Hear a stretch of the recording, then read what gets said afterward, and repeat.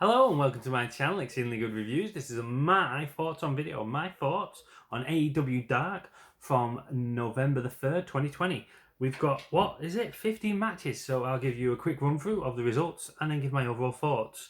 So, first match of the night, Bishop King taking on Darby Allin. Darby Allin wins with a weird pin. It looks like he's going for a submission, but it ends up being a pin, pinning Bishop King. Quite cool. Good opening match, I guess. Second match of the night, a ladies match. It's Layla Hirsch and Elena Black taking on Brandy Rhodes and Red Velvet. This was quite a good match as well. Brandy Rhodes, though, I don't think she has any right in being in this match. The three other ladies, seem to be a lot more developed ring-wise than Brandy Rhodes. She just seemed a bit lost sometimes. Maybe she doesn't fit really in the women's division as a female competitor. I do think she's improved over the recent months, but is she that level yet? No. But anyway, her and Red Velvet end up getting the win. Brandy Rhodes hits a shot of Brandy and gets the pin and wins the match. Okay, cool, good for you. Layla Hirsch, Elena Black, I'd go to WWE and join NXT. That's where I'd go for you two ladies. Third match of the night, Casey Navarro and Danny Limelight taking on Jurassic Express, Luchasaurus and Jungle Boy.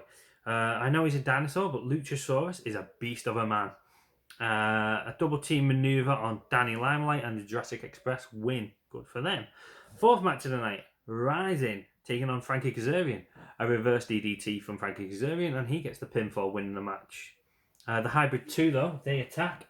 The Hybrid 2, they attack after the match. Christopher Daniels ends up making the save.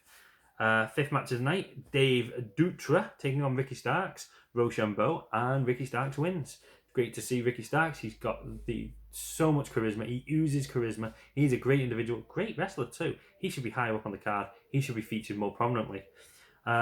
Sixth match of the night, Sean Maluta and Alex Chamberlain taking on Griff Garrison and Brian Pillman Jr. Griff pins Sean to win the match. Lance comes out and flattens everyone. Him making a statement of intent that, Eddie Kingston or John Moxley, whoever's got the AEW title, he'll be coming for you, basically. Seventh match of the night, it's Aaron Solo and Angel Fashion taking on Max Caster and Anthony Bowens, Platinum Max. Apparently, Max and Anthony Bowens, they've been signed to AEW deals now. They've impressed Tony Khan enough to be signed to deals. That's good to see because these two individuals are great and they pick up the victory here. Good for them. But is Max meant to be like John Cena kind of character now? Dr. Thugonomics kind of thing because he does his rapping thing. It's quite funny. It's not as risque as John Cena's was back in the day, but, it is still quite funny. Eighth match of the night, we get number 5, Allen, number 5 Angel of the Dark Order taking on VSK. Wing Snapper and number 5 wins. Good for you. Peter Avalon is seen backstage. He's placed an ad on Craigslist for a new manager. We don't see who it is that's responding. We just see the white gloves that they're wearing. Something occurs. He ends up kicking this person out. Peter Avalon now is going by the name Pretty Peter Avalon. Okay, whatever. Interesting. Not. Ninth match of the night, the Jersey Muscle taking on the Butcher, the Blade with the Bunny. Great to see the Bunny back with the Butcher and the Blade. I'd like to see her in ring action more though, competing in matches. But anyway, hey ho. Hanging powerbomb double team move, and the Butcher gets the pin. QT Marshall and Dustin Rhodes make a run in at the end, attacking the Butcher and the Blade. QT is distracted by the Bunny, and the Butcher and the Blade end up making their escape. 10th match of the night, D3, that Roman-looking fella, the Italian lad, taking on Will Hobbs. Team Taz are still waiting for a response from Will Hobbs on whether Will Hobbs will join their team. Who knows? Will Hobbs wins a quick match here. It was a very, very quick match. Starks and Cage attack Hobbs after the match. Darby Allin makes the save. Bit of, payback. Bit of, you helped me, so I'll help you from Darby Allin. 11th match of the night. Nick Komoroto and Baron Black taking on Stu Grayson and Evil Uno of the Dark Order. Nick impresses here. Nick Komoroto, he really does impress. He's very intimidating, very big individual. Fatality is hit though, and Evil Uno pins Baron Black to win the match. Dark Order win again. Good for Dark Order. 12th match of the night, Sean Dean, Cesar Bononi, and Fuego del Sol taking on John number 4 Silver, number 10, and Colt Cabana of the Dark Order.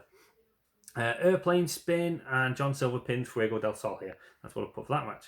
Good for Dark Order. Yet another win.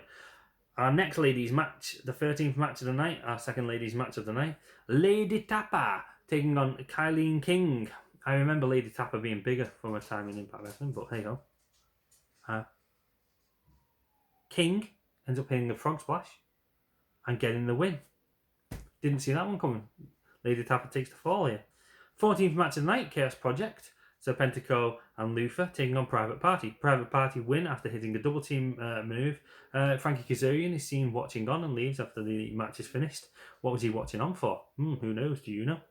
15th and final match of the night, Sammy Guevara taking on Lee Johnson.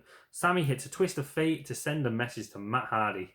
Using Matt Hardy's move to win the match, that definitely sends a message. So Sammy Guevara gets the win, good for him. The Spanish God building momentum for his match at Full Gear against Matt Hardy.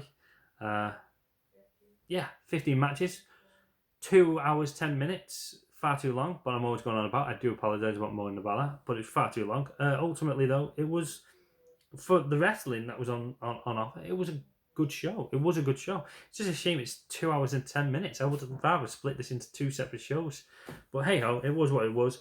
Ultimately, it's between the last 2 matches of the night, Chaos Project taking on Private Party, and Sammy Guevara and Lee Johnson for my belt of the night.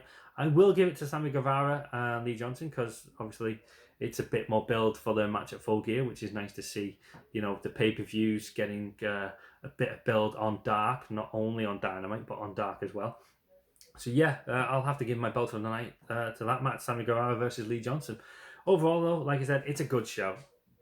But what are your thoughts on the show? Let me know in the comments, like this video, hit the subscribe button, and yeah, stay tuned for more content. Thank you very much for watching. Stay safe, stay classy.